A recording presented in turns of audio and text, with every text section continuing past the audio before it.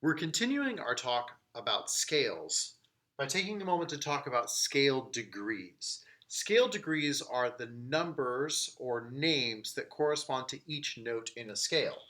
For scales that have 7 notes in them, they'll have 7 scale degrees. And each of these degrees will have a little caret on top.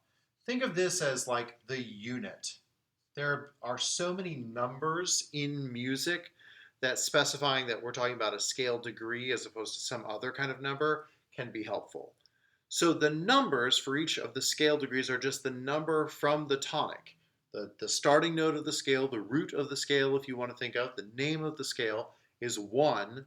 And then as we ascend through the scale, it's 2, 3, 4, 5, 6, 7. Simple as that. Now let's talk about the names for each one. If we were to think of the 1, that is the most important note. That is the note. And what name we use for that to mean the note is the tonic. You've probably heard that term. If you've heard any of the scale terms, you've probably heard that one. The tonic triad, the tonic of the key, the tonic of the scale. That is the note. It is the most important note. Now, if we were to think of the next most important note, it would be scale degree 5. Scale degree 5 is referred to as the dominant of the key.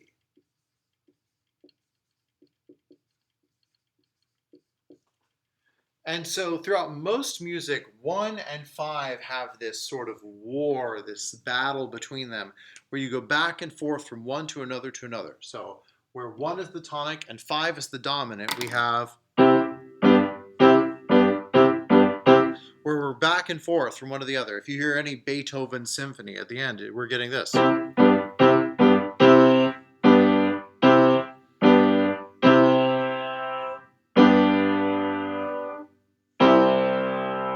that's how you know it's done, because back and forth between the tonic and the dominant. Ultimately, though, the dominant fights for its power, for its place, but the tonic will end up winning, right?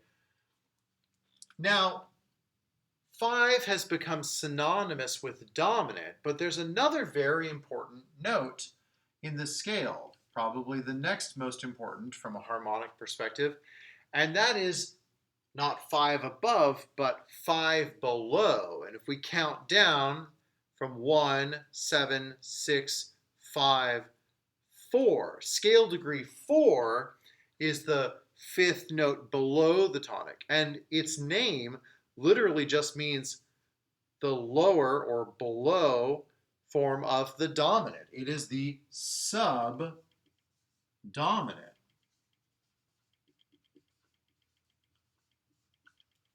Now, if you know scale degree names, you might have thought, oh, well, dominant is 5 and subdominant is below 5. So it's that makes sense. It's saying below the dominant.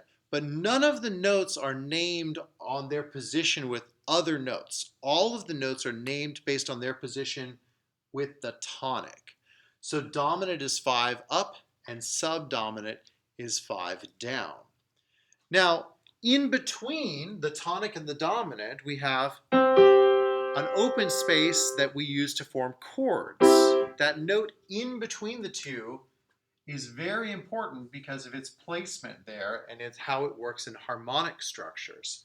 And so its name literally means in the middle. It's the mediant.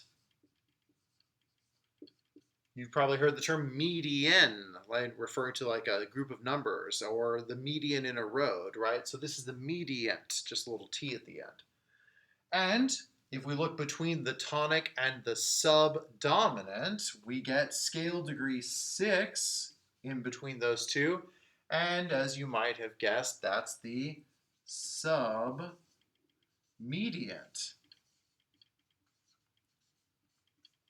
So if we think from 1 going up 5, we've got the dominant, and in between the two, the note that forms a chord with those is the mediant.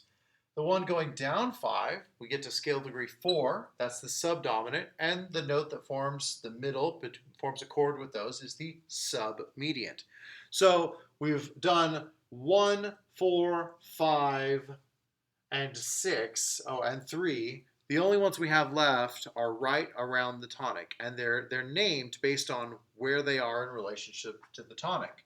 Right above the tonic is scale degree 2, and its name means above tonic. It's the supertonic. And again, I want to specify that that doesn't mean like better than tonic or stronger than tonic or more important than the tonic. It literally just means above tonic. Like superscript is something that's written above the regular script. And then the last one is scale degree 7 here. And scale degree 7, depending on what key you're in, what type of key you're in, could have two different names. If you're in a form of key in which 7 is a half step away from the tonic, like in major, it doesn't even get a fancy name. It just is called the leading tone. The leading tone is a half step away from the tonic. And its job is simply to lead to the tone, to lead to the tonic. Here's what I mean.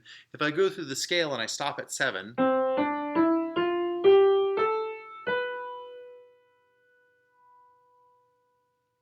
do you want it to move on? Probably. You probably want it to keep going. You probably feel like this is unfinished, like it needs to do something else, like maybe that. And so if you felt an urge, an uncomfortableness, like that needs to keep going, then the leading tone did its job there. Its job is to lead you to the tonic. But in some scales, the leading tone, or the scale degree 7, is not a half step away, it's a whole step away. And in those scales, there's not nearly the same level of draw to the tonic. It could just as easily go somewhere else. And so when it's a whole step away, we don't call it a leading tone. We call it a subtonic. So the leading tone is when it's a half step away, like in major, or in alternate forms of minor that you'll hear about later with harmonic minor, melodic minor. The subtonic is when it's a whole step away, like it is in natural minor.